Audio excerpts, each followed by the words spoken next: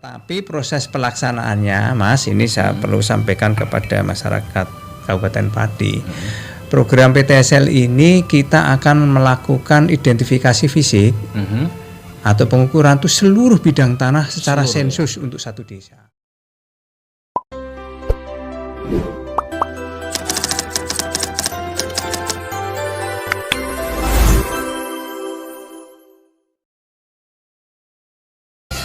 Selamat 7,6 Surabaya FM, radionya Rapati. Selamat sore, Assalamualaikum warahmatullahi wabarakatuh. Jumpa kembali lagi bersama saya Aldi Garcia. Sore hari ini kita ketemu di acara obrolan sore. Untuk kali ini nanti kita akan bahas terkait dengan pertanahan ya. Sudah hadir dari pejabat pertanahan dari Badan Pertanahan Nasional Kabupaten Pati.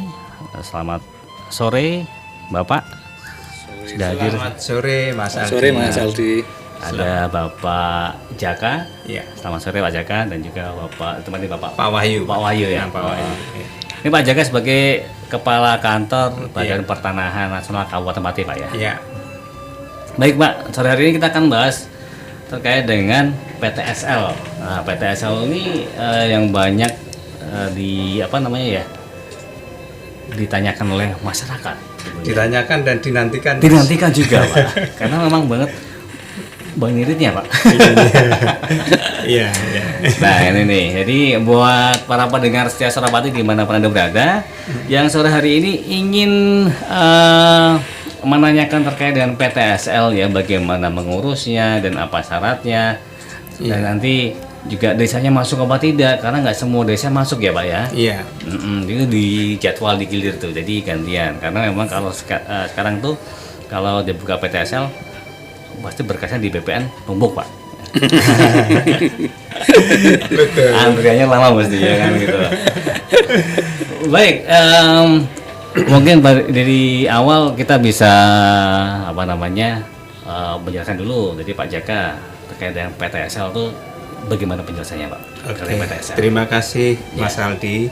Bismillahirrahmanirrahim. Assalamualaikum warahmatullahi wabarakatuh. Waalaikumsalam warahmatullahi wabarakatuh. Selamat sore para pendengar Suara Pati yang berbahagia. Izinkan saya Jaka Pramono, Kepala Kantor Pertanahan Kabupaten Pati akan menyampaikan beberapa hal yang berkaitan dengan pelaksanaan program PTSL yang ada di Kabupaten Pati, terutama di tahun 2024. Mas Aldi, perlu kami cerita, PTSL itu kan dikenal sesungguhnya regulasinya mulai dimunculkan itu di tahun 2017 sampai sekarang tahun 2024 ya, berarti udah dulu program ini merupakan program Prona, dikenal oleh masyarakat. Prona ya. Nah, karena ini perlu percepatan di zaman Pak Presiden Jokowi ini kemudian memberikan kebijakan untuk mempercepat pelaksanaan pendaftaran tanah. Nah, pendaftaran tanah itu seyogianya sesuai dengan UPA itu memang menjadi tugas pemerintah. Oh gitu ya. Tidak ada yang lain. Pemerintah yang punya tugas masih pasal 19. Itulah ya. Nah, tujuannya apa? Tujuannya adalah memberikan jaminan kepastian hukum dan perlindungan hukum terhadap pemilik tanah. Itu yang ada termaktub dalam pasal 19 UPA. Nah, di samping hal-hal yang tujuan memberikan jaminan kepastian hukum, pelaksanaan pendaftaran ini juga berfungsi itu adalah sebagai informasi, memberikan informasi kepada pihak-pihak tertentu termasuk pemerintah di dalam menyajikan data-data menyangkut bidang-bidang tanah. Bagaimana statusnya, siapa pemiliknya, di mana letaknya, siapa batas-batasnya. Itu juga bagian. Sampai itu juga yang selanjutnya tentu dalam tataran untuk tertib administrasi pertanahan. Tertib itu artinya begini, bahwa dalam proses pelaksanaan pendaftaran tanah itu berkesinambungan. Pencatatannya berkesinambungan. Apabila terjadi peralihan hak karena perbuatan hukum atau peristiwa hukum, itu akan tercatat secara up to date. Itu tujuan dari pelaksanaan pendaftaran tanah. Di samping itu juga sesungguhnya sebagai jaminan sebagai jaminan kepastian hukum dan perlindungan hukum itu pemerintah bisa mengeluarkan tanda bukti hak berupa sertifikat. Nah, berkembang bahwa sertifikat itu di samping bisa tadi sebagai alat bukti jaminan kepastian hukum dan perlindungan hukum, dia juga bisa mendorong masyarakat untuk dalam artian untuk meningkatkan perekonomian mereka sebagai jaminan. Tapi kami juga nggak menyarankan bahwa itu harus dijaminkan, tapi bisa mendukung kegiatan ekonomi masyarakat selaku pemegang hak untuk meningkatkan kegiatan perekonomiannya yang tujuannya sesungguhnya adalah untuk mensejahterakan masyarakat.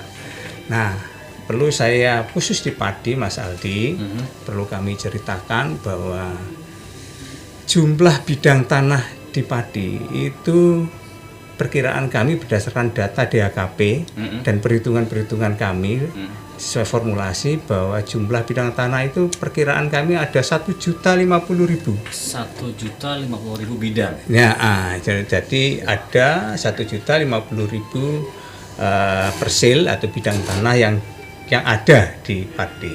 Kemudian yang terdaftar begitu, yang terbit sertifikat sampai dengan saat ini itu baru mencapai 750-an ribu, 737.000 lah.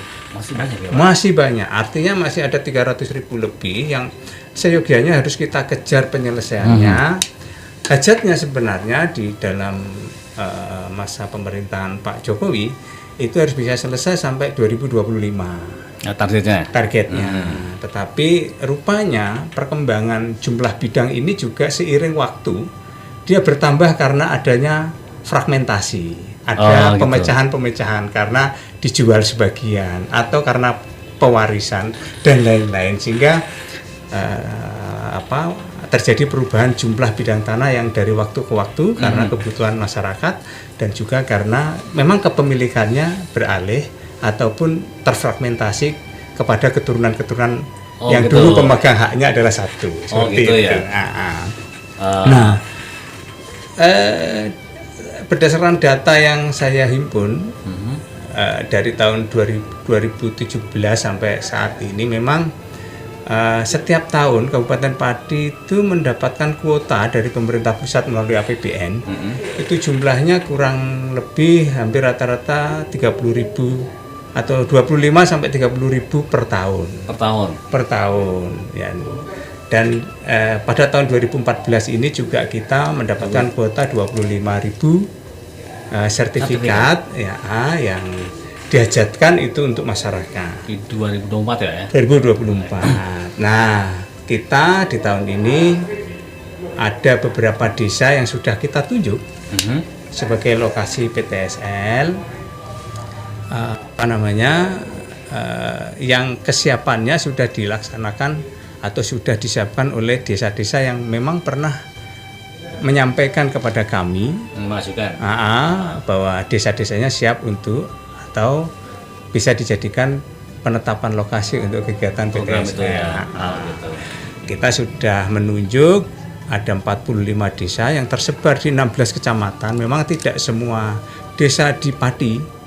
Yang 406 ini ada 406 desa dan kelurahan ini tidak bisa kita laksanakan dalam waktu yang bersamaan, sehingga kita laksanakan bertahap. Di tahun saya bertugas di Padi tahun 2023 itu ada 54 desa. Nah, di tahun 2024 ini kita kalkulasi kemarin hanya mampu 45 desa. Walaupun terjadi pengurangan, tetapi harapan saya ini juga bisa sangat optimal nanti bisa dimanfaatkan oleh masyarakat agar capaian target yang dibebankan ke Padi bisa kita laksanakan. Saya berharap sesungguhnya dengan program PTSL ini masyarakat sangat terbantu. Menurut saya sangat terbantu. Tahapan-tahapannya nanti akan dilaksanakan bersama dengan pemerintah desa. Di pengurusan di desa semua, Pak. Desa sebagai yang pemangku masyarakat di sana kan. Jadi yang mengetahui lokasi-lokasi bidang-bidang mana yang memang belum bersertifikat, itu memang kita mengambil data dari yang disampaikan oleh pemerintah desa. Nah, tahapannya dalam pelaksanaan PTSL itu apa saja Mas Aldi? Itu ini sebelum ini Pak, sebelum melangkah ke tahapan ya mungkin ya. Dan kita di interpretation dulu ya. Seperti pertama ini dari informasi dari jenengan yang jenengan sampaikan dari 1 juta lebih ya bidang tanah di Pati yang ada baru 700-an yang 737.000 lah. Itu berarti yang tersertifikat dan dari letter C atau murni dari yang sudah jadi gini, kita punya wilayah, kemudian punya bidang-bidang tanah. Yang terdaftar dan bersertifikat dari 1.050.000 itu baru 737.000. Itu termasuk yang letter C, letter D gitu ya Pak? Ya, semuanya seluruh bidang-bidang tanah.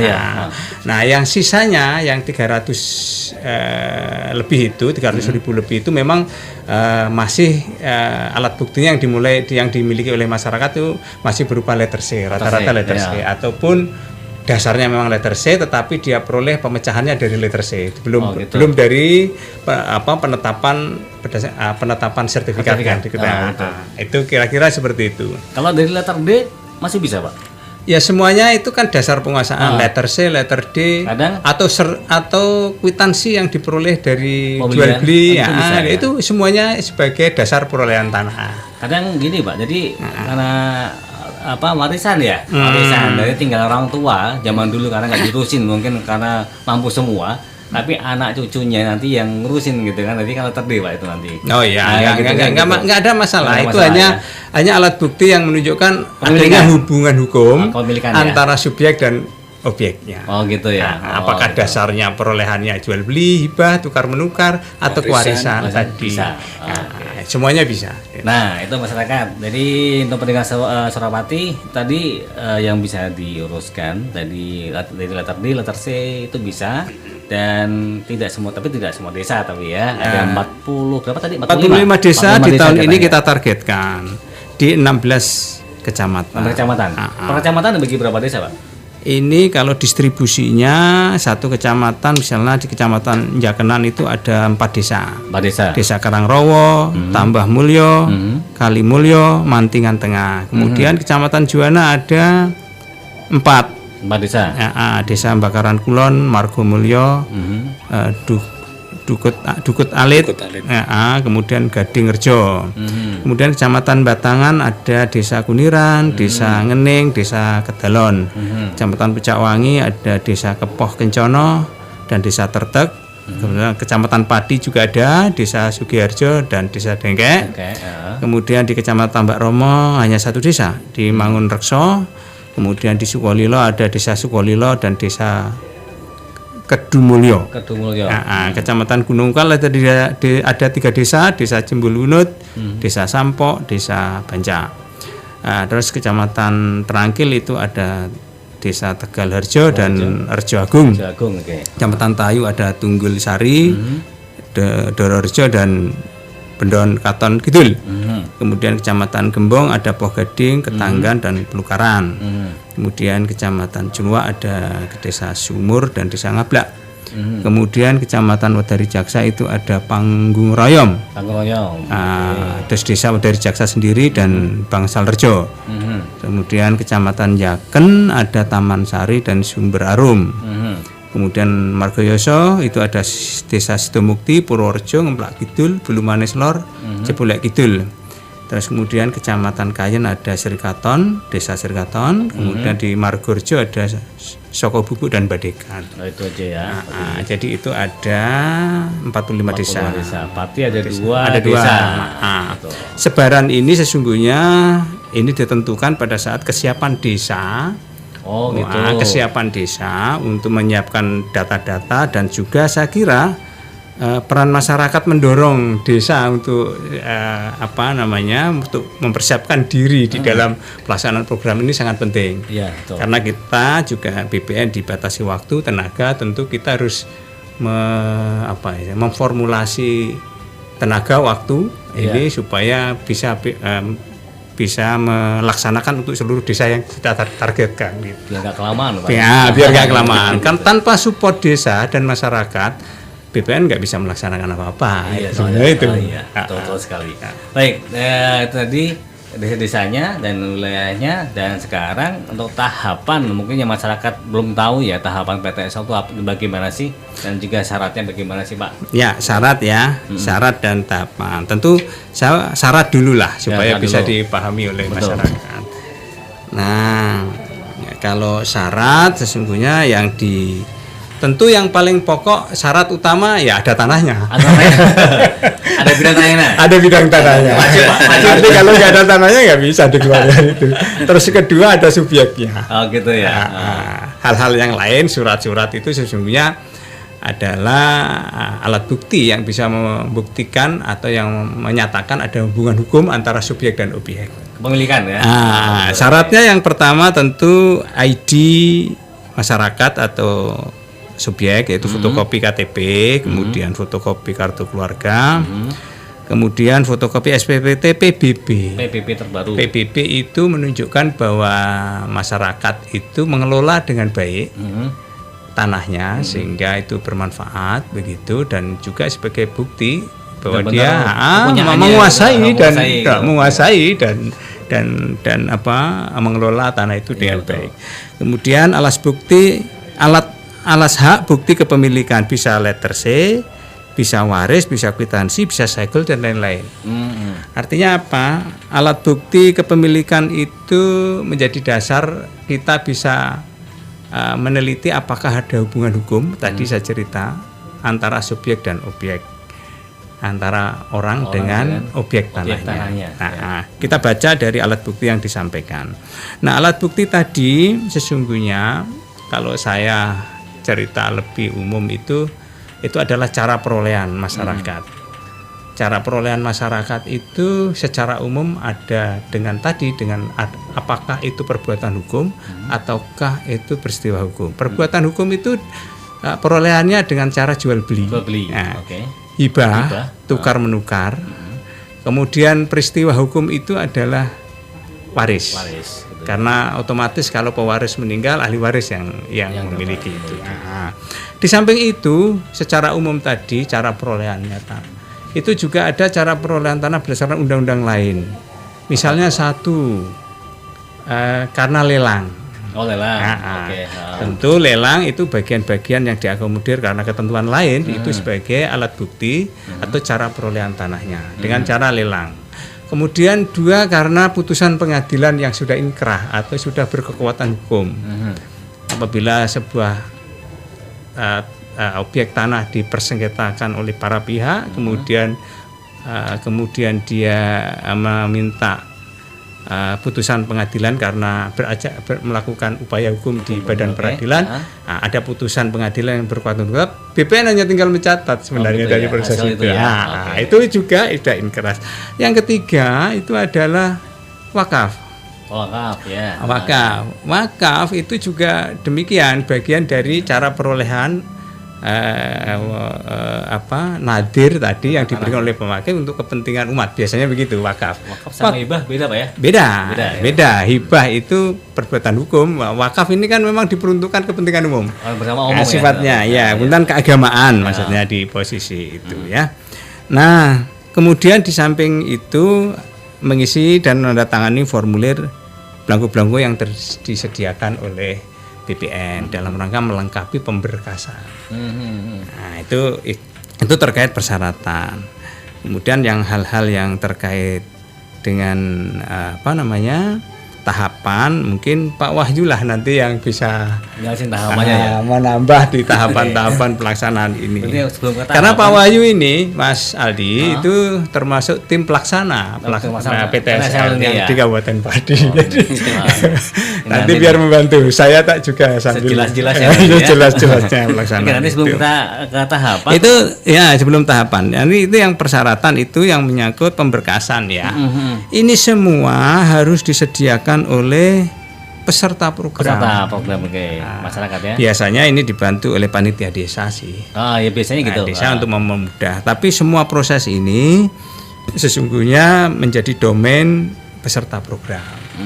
BPN nggak bisa menyediakan ini. Ya, gitu.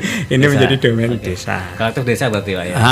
Desa. Makanya karena itu desa menjadi sentral, menjadi hal yang sangat penting untuk bisa terlaksanakan program PTSL ini dengan baik. Saya kira itu saya dulu, biar nanti Mas Wahyu, Pak Wahyu yang bisa menambahkan. Tadi dengan syarat Pak, ini Pak, tadi diantaranya ada kwitansi pembelian ya Pak ya. Biasanya nih kebanyakan kwitansi pembelian antara mungkin dari kakek mungkin ya Pak ya. Ini dari yang sudah lalu. Kadang ada mungkin cucunya yang nggak terima, wah nggak, itu nggak benar itu. Nah itu dasarnya cuman bukti pembelian dari sertifikat atau cuman kwitansi aja? Kalau kan tadi gimana? Jadi gini Pak, ada jual beli tanah. Hanya ada kwitansi, begitu ya. Aja. Ya nggak apa-apa, itu bawa bukti, bukti bahwa terjadi perbuatan hukum oleh kakeknya. Tentu kwitansi, saran saya juga memang harus disaksikan oleh 2 orang saksi. Dalam hukum perdata itu kan sah apabila ada 2 orang saksi di dalam kwitansi jual beli itu. Itu sebagai bagian dari alat bukti yang dipunyai oleh yang bersangkutan. Itu yang jadi pernah ada kejadian Pak ya di masyarakatnya seperti itu yang paling banyak nih. Jadi mungkin tanah yang dulu diwakafkan sama kakeknya untuk sekolah diminta lagi, diminta lagi gitu kan. Ini punyanya saya nih, saya ahli warisnya kan gitu Pak. Karena dulu nggak ada bukti antara itu diwakafkan, nggak ada buktinya gitu. Ya kalau bahwa itu sudah terjadi perbuatan hukum dan beralih kepada pihak lain, tentu yang bersangkutan sudah nggak punya hak lagi. Iyalah, sudah dialihkan kok, udah dipindah tangankan kepada pihak lain. Apakah itu sifatnya untuk orang perorangan ataukah untuk sarana publik, itu artinya sudah terjadi perbuatan hukum pada itu saat biasanya itu. Kalau ada orang masyarakat seperti itu Pak. Ya itu saya menyadari orang masyarakat itu ya memang bisa macam-macam gitu. Intinya di situ Mas. Nah yang perlu ditahu oleh masyarakat nih Mas, tadi tentu biasanya yang sering sekali jadi pertanyaan masyarakat dalam program PTSL ini, kadang-kadang yang pertama yang riskan itu menyangkut biaya. Tadi persyaratan sudah saya jelaskan kan. Biaya itu yang jadi itu sensitif banget. Jadi Bapak Ibu warga Pati yang saya hormati, jadi gini, PTSL sesungguhnya pembiayaan sudah disediakan oleh APBN. Oh gitu. APBN itu tadi ada tahapannya, tadi mulai dari tahapan penyuluhan, tahapan pengukuran bidang tanah, tahapan nanti panitia dan penerbitan itu disediakan oleh APBN. Di luar itu tidak disediakan oleh APBN. Di luar itu apa? Penyediaan surat-surat dan persyaratan tadi. Terus kemudian patok. Patok itu batas, batas itu tidak disediakan oleh APBN. Dan hal-hal yang lain yang berkaitan dengan meterai. Meterai itu keabsahan surat-surat itu saya kira perlu, sehingga itu penyediaan meterai itu tidak disediakan oleh APBN. Karena tahulah kalau meterai itu kan pendapatan negara. Pendapatan negara kalau dibiayai negara ya jeruk minum jeruk. Itu pendapatan negara itu yang memang harus disediakan oleh peserta program. Nah, besarnya berapa? Besarnya berapa?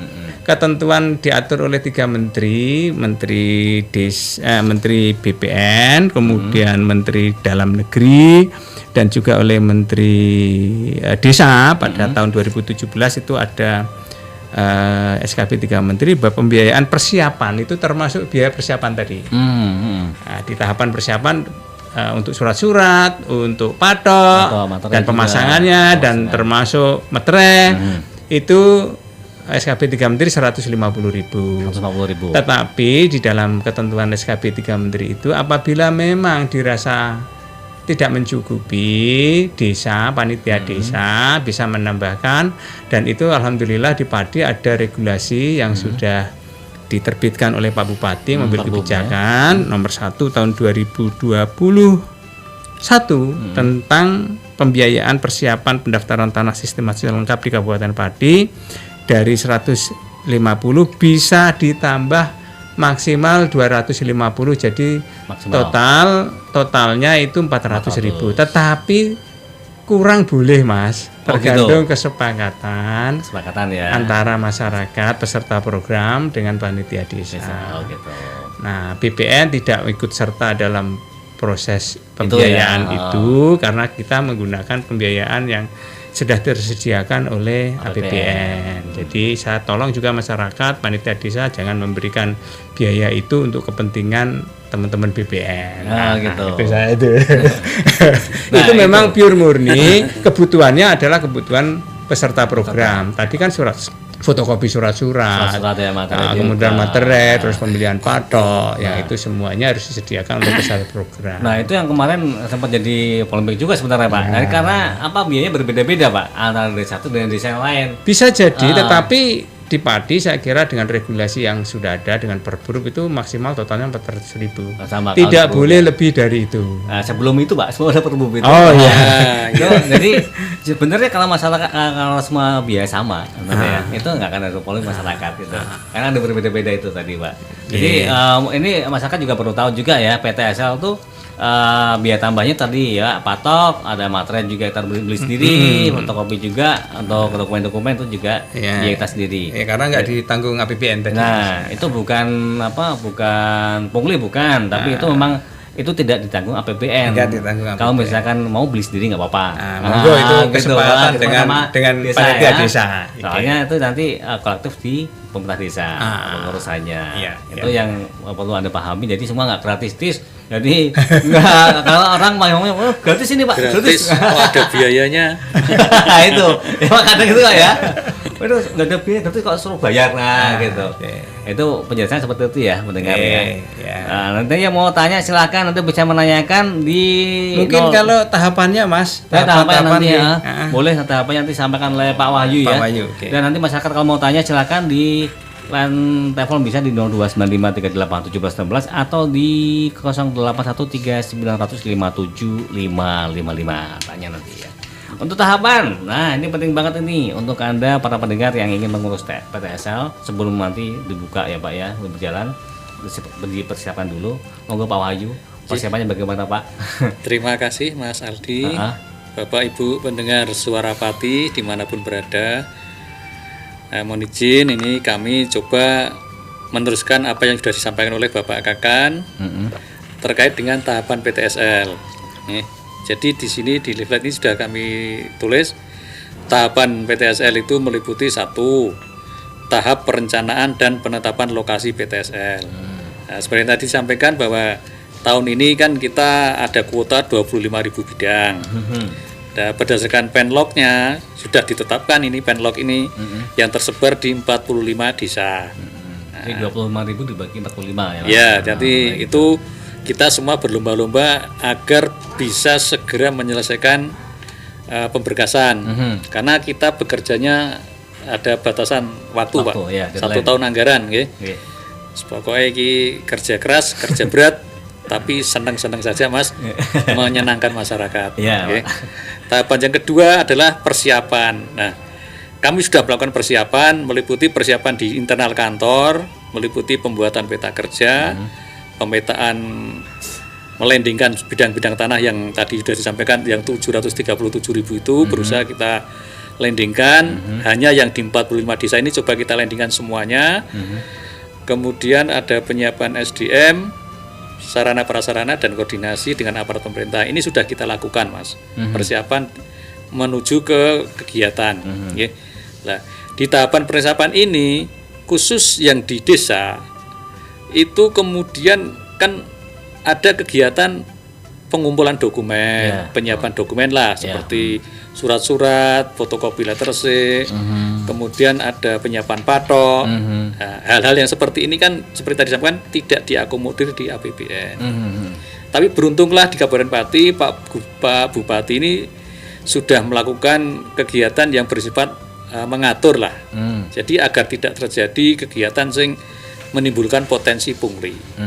Dikeluarkan perbuknya, Tadi yang batasan biaya maksimal adalah 400.000 rupiah. Nah, 400.000 tadi adalah untuk apa? Untuk kegiatan persiapan tadi, Mas. Mereka yang menyiapkan materai, patok, sampai masang patoknya di lapangan, itu semua dikolaborasikan oleh suatu panitia yang dibentuk oleh masyarakat, sehingga kemudian kegiatan ini bisa berjalan terkoordinir dan sesuai target. Kemudian untuk tahapan ketiga, pembentukan dan penetapan panitia adjudikasi PTSL dan satuan tugas. Nah, ini kami di Kanta sudah dibentuk dan ditetapkan satgas dan panitia. Ada 5 satgas, ada 5 panitia adjudikasi, tim 1, tim 2, tim 3 sampai tim 5. Nah, setiap tim mempunyai wilayah masing-masing dan itu sudah diputuskan dan dibentuk sesuai dengan surat dari Pak Kepala Kantor. Nah, kemudian kami sudah dilantik, Mas, bersama-sama dengan pemerintah desa, Pak Lurah dan Pak Cariknya itu menjadi satgas. Kemudian setelah itu terbentuk, kami segera melakukan kegiatan penyuluhan. Oke. Hari ini kita sudah mulai melakukan kegiatan penyuluhan. Jadi tahapan PTSL yang berjalan di Kabupaten Pati saat ini sudah sampai ke tahapan penyuluhan. Nah, minggu-minggu ini insya Allah sudah selesai penyuluhan, tinggal kita kemudian bergerak di pengumpulan data fisik dan data yuridis. Untuk pelaksanaan ya. Jadi data-data pemilikan tanah yang meriwayatkan hubungan hukum antara orang dengan tanahnya, itu mulai kita verifikasi, mulai kita kumpulkan. Oh gitu ya. Dan nanti muncul daftar nominatif di setiap wilayah yang menunjukkan di desa A berdasarkan nominatif yang ada potensi yang bisa digali, bisa dijadikan sertifikat sekitar 1000 bidang misalnya. Dan itu macam-macam Pak potensinya di daerah beda-beda. Beda-beda tiap desa ya. Oke. Nah, kemudian setelah pengumpulan data, di tahapan berikutnya adalah penelitian data yuridis untuk pembuktian hak. Jadi mengenai materi hubungan hukum antara orang dengan tanahnya itu berdasarkan dokumen tadi, data yuridis tadi, kita lakukan penilaian dengan periwayatan itu.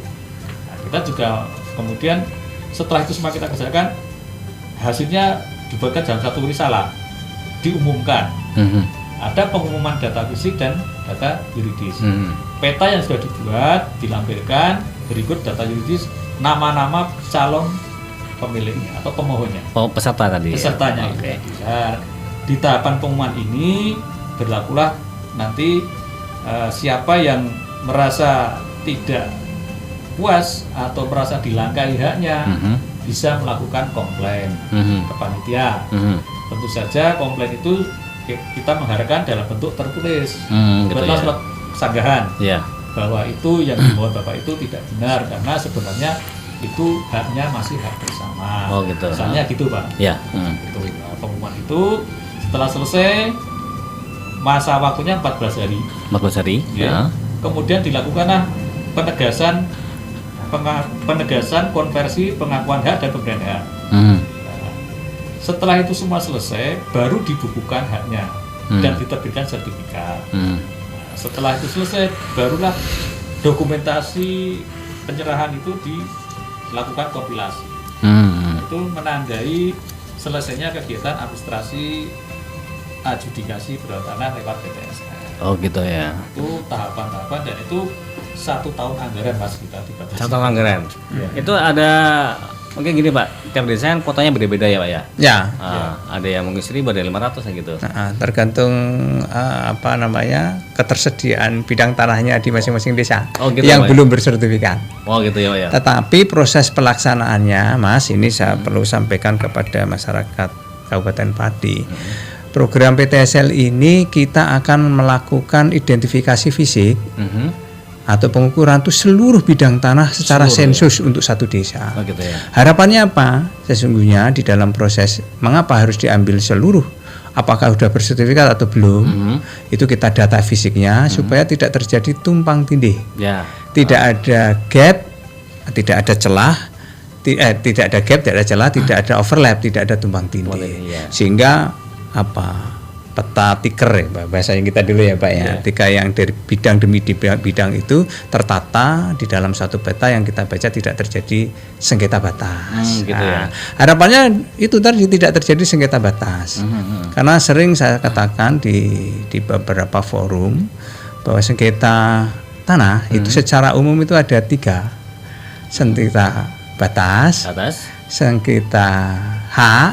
Hak itu menyangkut reclaiming para pihak, kemudian sengketa waris. Itu secara umum terjadi seperti itu, umumnya yang di masyarakat. Walaupun mungkin ada konflik-konflik lain yang di luar itu, yang sifatnya massal itu saya kira ada. Tetapi kita dalam proses penerbitan sertifikat itu kita mengeliminir terjadinya sengketa-sengketa ini, sengketa batas, sengketa waris maupun sengketa hak. Hak itu menyangkut alat bukti yang mereka punyai.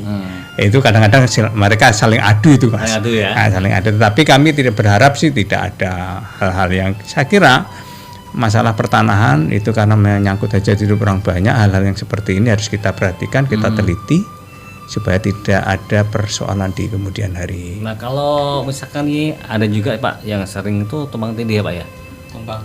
Bisa jadi ya, Pak ya. Antara itu mungkin ukuran lama atau ukuran baru gitu. Biasanya kan ada plotting ulang ya. Ya, itu plotting lah. Makanya sekarang desa-desa yang kita tunjuk, kita harus identifikasi keseluruhan. Oh gitu. Tanpa kecuali apakah itu penggunaannya sawah, kebun, kemudian penggunaannya itu ada perumahan atau pekarangan, itu apakah itu lapangan atau pasar ataupun kuburan, semuanya kita identifikasi tanpa kecuali. Saya sebut sensus Mas itu, sensus seluruhnya kita. Nanti yang sudah ada terbit sertifikat tentu kita verifikasi dengan data-data dokumen yang ada di kantor kita. Yang belum tentu ya kita itu yang bagian yang memang menjadi objek PTSL. Ya gitu. Yang belum. Tetapi yang sudah pernah ada itu ya kita itu tidak termasuk objek yang bisa dikeluarkan sertifikat. Itu memang kita identifikasi semua sehingga diharapkan dengan mengidentifikasi secara keseluruhan satu desa penuh karena pendaftaran kita itu tata usahanya itu desa demi desa, wilayah administrasi desa. Itu harapannya kalaupun terjadi sengketa itu sudah bisa kita identifikasi, oh yang ini. Seandainya ada indikasi tumpang tindih, oh yang ini, karena kita melakukan identifikasi keseluruhannya. Soalnya ada tumpang tindih itu ada yang mungkin dipecah dulu Pak, perannya kan beda. Ada yang namanya dulu dihibahkan untuk jalan desa. Tapi di sertifikat masih utuh. Bisa gitu. Jadi. Nah, itu diperbaiki pada saat kita melakukan identifikasi dan pengukuran seluruh desa. Bisa ya itu memang tujuannya PTSL itu Mas. Salah satunya kita mengeliminir terjadinya sengketa lebih lanjut. Soalnya begitu, ini lagi hangat Pak. Itu nanti jalan ditutup Pak jalannya Pak. Gitu. Kan dulu sering dipakai jalan warga kan gitu. Jadi mungkin orang tuanya udah dibahkan tapi enggak secara langsung ya Pak ya. Karena sering dilewati karena jengkel mungkin ya. Tutup langsung jalannya. Wah gitu. Sakit hati ya. Gitu ya gitu Pak. Nah, itu penting banget Bang ya Pak untuk untuk biar jelas ya kan. Ini dulu dibahkan jalan ini orang tua. Jadi diukur ulang Pak ya. Ya kadang-kadang yang saya temui memang hal-hal yang berkaitan dengan publik itu secara administratif di sertifikat kadang-kadang belum dilepaskan. Ya, betul. Tapi fisiknya dilepaskan. Nah, di berikutnya terjadi persoalan di luar sebenarnya administrasi pertanahan, tetapi itu ikutan itu menjadi persoalan yang berikutnya. Nah, saya menghimbau sih masyarakat kalau memang sudah dilepaskan tentu harus dibarengi dengan perbaikan administrasi pertanahannya supaya tidak ada persoalan di kemudian hari. Betul sekali. Nah, itu kira-kira seperti itu himbauan saya. Langsung ya, Pak ya. Langsung misalkan AJB langsung aja nama gitu kan. Ya.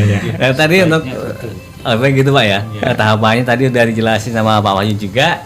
Nah, ada beberapa nih Pak sertifikat yang nggak bisa diikutkan PTSL itu yang gimana Pak? Nah, tadi kan saya cerita yang menjadi objek PTSL. PTSL itu pendaftaran tanah pertama kali.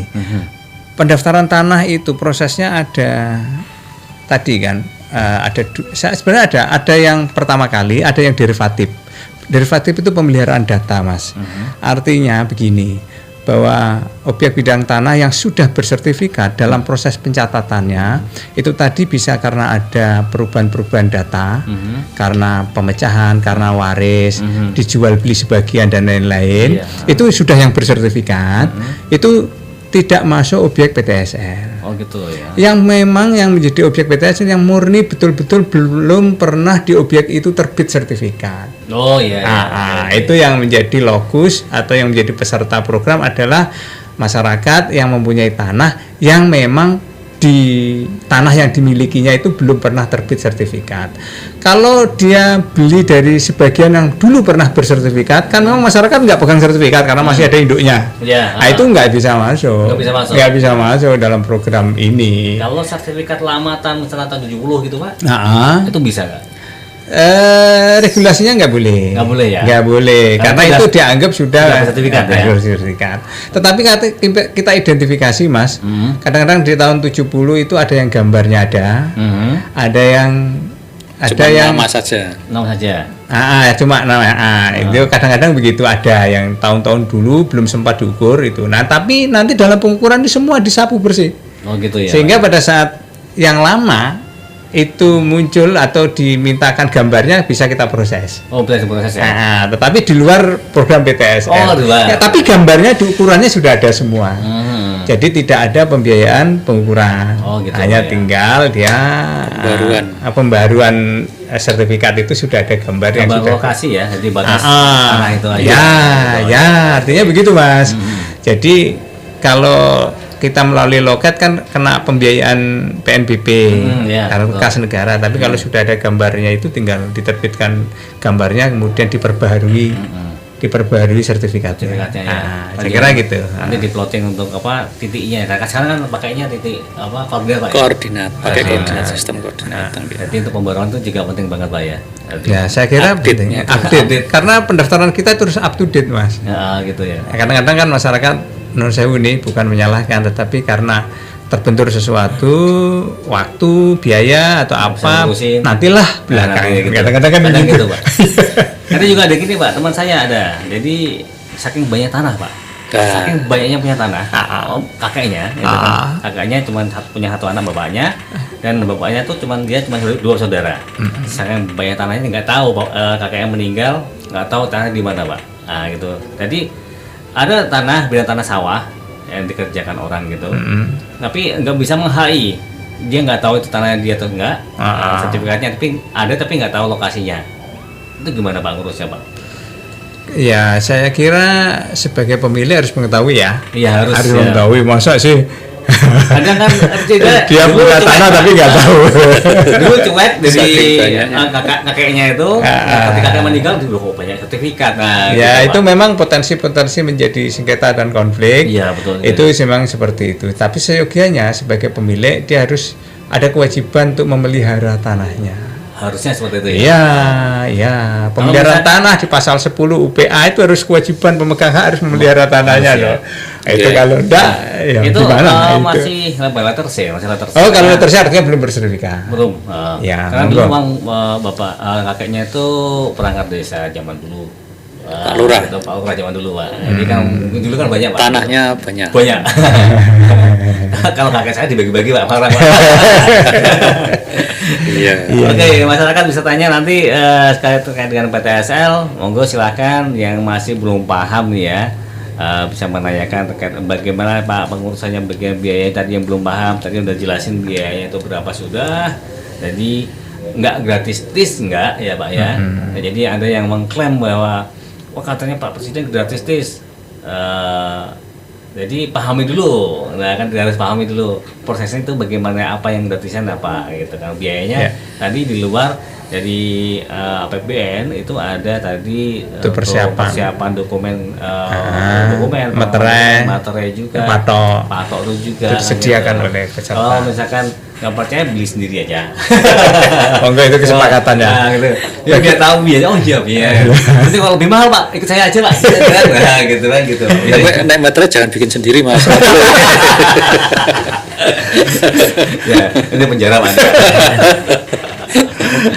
Oke, Pak. Mungkin selain tadi, Pak, apakah ada mungkin hal lain yang perlu masyarakat tahu, Pak, terkait dengan PTSL, terkait tahapan dan juga persyaratan, kemudian juga biaya, mungkin apa lagi yang mungkin bisa disampaikan ke masyarakat agar masyarakat lebih bisa paham gitu terkait dengan PTSL itu. Jadi mungkin yang awal ya, jadi nggak semua desa gitu ya, nggak semua desa dan tiap desa ada kuotanya. Kalau misalkan nih Pak, kuotanya udah full satu desa itu, berarti harus susun nggak bisa ya berarti ya? Gini, pengalaman di beberapa tahun terakhir ini, 2 tahun terakhir, di 2021, 2022, 23 tahun ya, Jawa Tengah, kita kan kalau Pak Presiden bercerita atau menyampaikan kepada masyarakat itu bahwa jumlah bidang tanah kita ada 126 juta bidang. Sampai saat ini baru terbit 110 juta bidang. Masih banyak Pak ya? Masih banyak, masih 16 juta. Di Jawa Tengah juga demikian. Nah, distribusi menyangkut misalnya kalau ada kekurangan kuota, gitu kan. Sepanjang itu kalkulasinya masih banyak, kita bisa mintakan atau kita koordinasi dengan Kanwil untuk minta tambahan. Masih bisa lah, itu kalau di awal-awal begini kita masih bisa. Tapi kalau pemberitahuannya kepada kita itu di ujung ya kami telabakan nanti. Di awal-awal begini kalau memang ternyata teridentifikasi masih banyak yang kurang, ya insya Allah kami berusaha untuk meminta tambahan kuota kepada Kanwil, karena yang mengatur nanti ini perputaran kuota, karena ada kabupaten kota di luar Jawa pun sebenarnya tidak memenuhi, itu bisa dilempar pembiayaannya ke Jawa. Gitu ya. Begitu juga di Jawa Tengah, antar kabupaten di Jawa Tengah ternyata kabupaten sana nggak bisa memenuhi kuotanya, bisa pembiayaannya digeser ke. Nah, tapi di awal-awal supaya terjadi pada waktu revisi anggaran itu memungkinkan ada waktu untuk kita gunakan. Gitu. Tapi sementara di APBN tahun 2024 khusus di kantor pertanian padi ini kuotanya yang tersedia itu baru 25.000. 25.000 itu banyak Pak itu. Banyak Mas. Tapi tahun kemarin 2023 kami bisa selesai 31.000. Itu dalam kuota 50. Enggak, dulunya 42.000. Kami awalnya enggak memenuhi karena kan sekarang proses pemetaan desa demi desa itu kan kemarin itu 54 desa, sekarang 45 desa. Itu mampu bukan, artinya memang sudah ada 31.000 yang memang teridentifikasi yang memang masyarakat menginginkan itu kita bisa akomodir untuk diterbitkan sertifikat. Tentu ya penerbitan sertifikat harus clear and clean, tidak ada sengketa. Ada sengketa, harus clear and clean. Kalau masih ada sengketa, masih ada persoalan, selesaikan dulu. Gitu ya. Itu belum dikerjakan. Belum.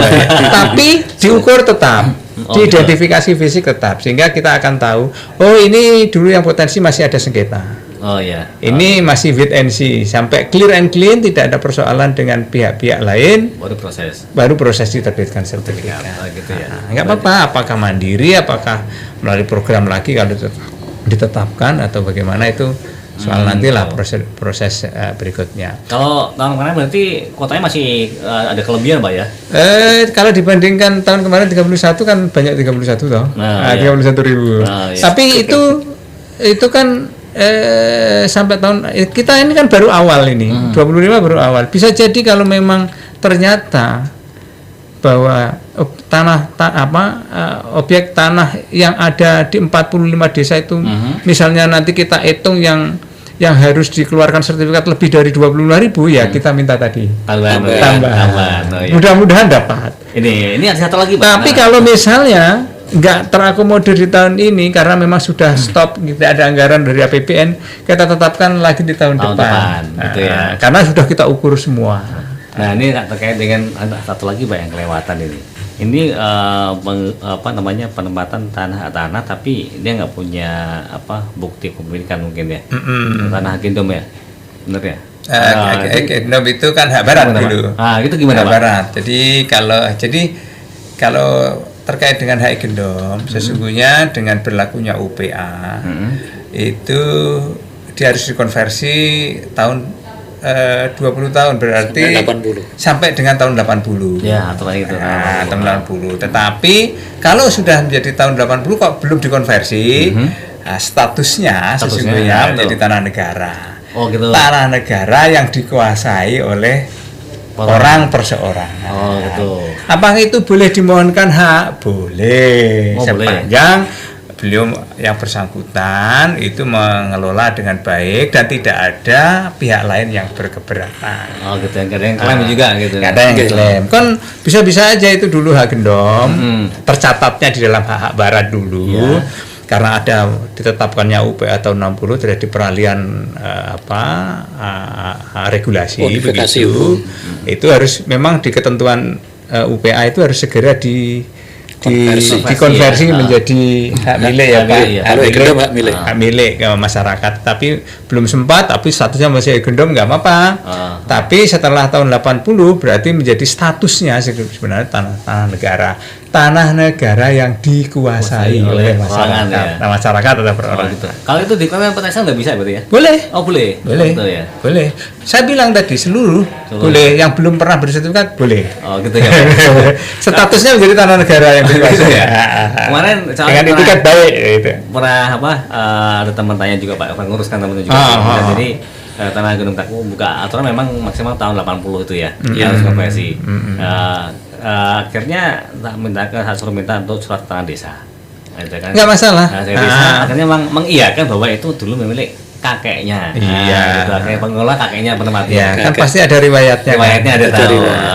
Di desa masih ada Pak kan gitu. Nah, akhirnya bisa gitu kan. Dari itu bisa diurus. Pokoknya kuncinya Mas, clear and clean. Clear and clean ya. Tidak ada pihak-pihak lain yang keberatan. Clear and clean. Syarat utama. Kalau sekarang itu tadi ya tanah negara itu banyak yang ngincar kan gitu. Orang yang ingin memiliki gitu kan. Ada yang wah itu tanah negara itu statusnya, tapi kan dulu sudah ada yang menempati. Iya, kan ada yang menguasai dengan itikat baik. Nah, ada yang beriman jahat ada Pak, banyak Pak sekarang. Tanah hutan. Kalau itu statusnya tanah hutan gitu. Itu salah satunya Pak itu. Oke, ya kita sudah 1 jam nih, terasa kan Pak? Terasa ya? Oh Pak nih, benar panjang waktunya. Kalau sama saya itu 1 jam cepat Pak. Iya. Kita enjoy aja. Gitu. Gayung ini ngobrol.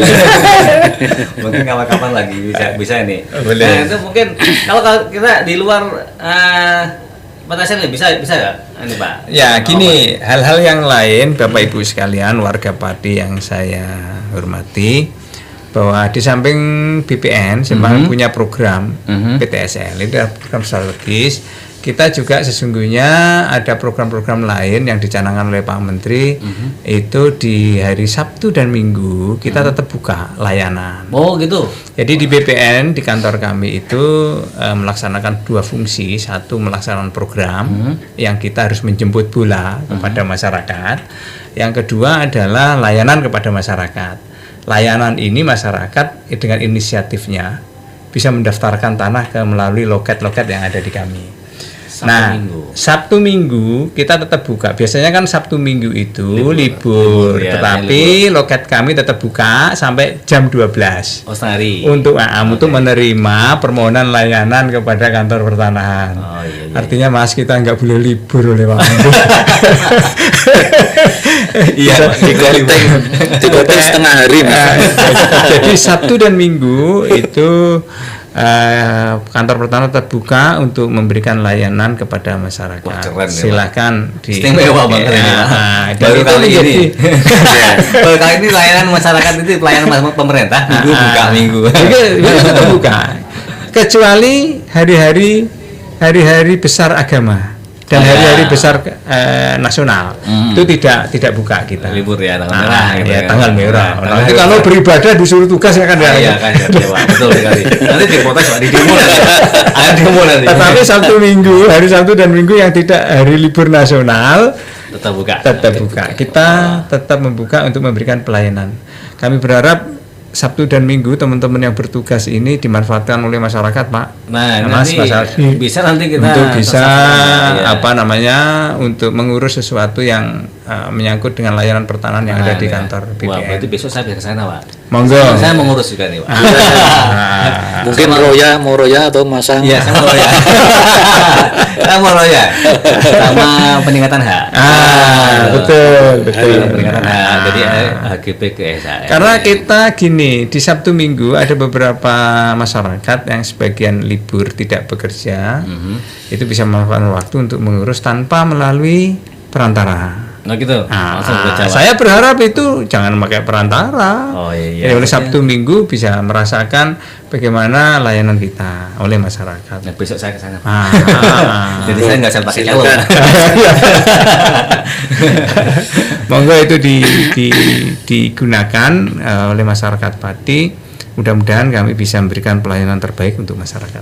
Oke, siap. Nah, ini suatu terobosan yang baru ya dari Kementerian Agraria terkait dengan pengurusan tanah. Ini nggak cuman keringanan juga masyarakat bisa mengurus sendiri, Pak ya. Langsung ke kantor pertanahan, tapi ini Sabtu Minggu tak membuka. Jadi Anda bisa menggunakan waktu mungkin yang dulu Sabtu libur ini, Minggu bisa Senin, kelamaan nggak, Pak? Langsung aja masuk Sabtu kan gitu. Langsung. Jadi nanti juga kita bisa bersama nih Pak dengan pertanyaan untuk sosialisasi terkait dengan tadi jam kerja yang tambahan tadi Sabtu Minggu tadi Pak ya. Bisa Pak ya. Oke, waktu kita udah habis Pak, ternyata Pak. Cepat kan? Tadi Aldi bilang 1 jam cepat Pak, nggak lama Pak. Aman Pak dengan saya. Kalau di media lain mungkin di televisi mungkin lama gitu. Iya. Ini kan bagian dari kita supaya kita lebih bersilaturahmi dengan masyarakat dan teman-teman media ini lebih gayeng lagi lah, kita bisa mempererat. Kemudian ada persoalan-persoalan pertanahan sepanjang koridornya benar ya kita akan berikan penjelasan yang baik. Oke, untuk closing statement Pak dari Pak Jaga dulu. Closing statementnya Ya, Bapak Ibu masyarakat warga Pati yang berbahagia, program PTSL sesungguhnya hajatnya itu adalah untuk masyarakat. Orang BPN sebenarnya bukan hajatnya orang BPN ini, tapi adalah masyarakat. Masyarakat ya. Gunakan program ini sebaik-baiknya, jangan sampai ini gagal. Karena ini kepentingannya adalah untuk masyarakat sendiri. Saya kira itu yang perlu untuk PTSL. Layanan Sabtu Minggu, saya juga mohon itu supaya dimanfaatkan oleh masyarakat untuk mengurus sendiri. Bagaimana sih rasanya mengurus sertifikat di kantor pertanahan itu? Jadi tidak menggunakan kuasa kepada pihak lain. Ya, nah, itu. Jadi, saya kira itu ya. Biasakan mandiri ya, jangan pakai calo. Oke, nanti Pak Wahyu juga tak kasih kesempatan untuk closing statement Pak. Nah, ketemu ke Pak Wahyu. Nah, mungkin baru ajar siaran Pak, gitu. Kamu pengen siaran Pak, silakan. Bagi masyarakat Pati, ayo sertifikatkan tanahmu. Jangan wariskan kekacauan karena tanahnya tidak jelas. Nah, gitu kan. Simpel banget itu. Iya. Tapi yang kena itu. Baik, terima kasih tadi kebersamaan kita di obrolan sore kali ini, dan terima kasih Pak Jaka dan juga Pak Wahyu Dadir. Mungkin kapan-kapan kita bisa ketemu lagi ya. Di obrolan di Solapati di Talk Show kali ini. Baik, dan demikian tadi obrolan kami di obrolan sore.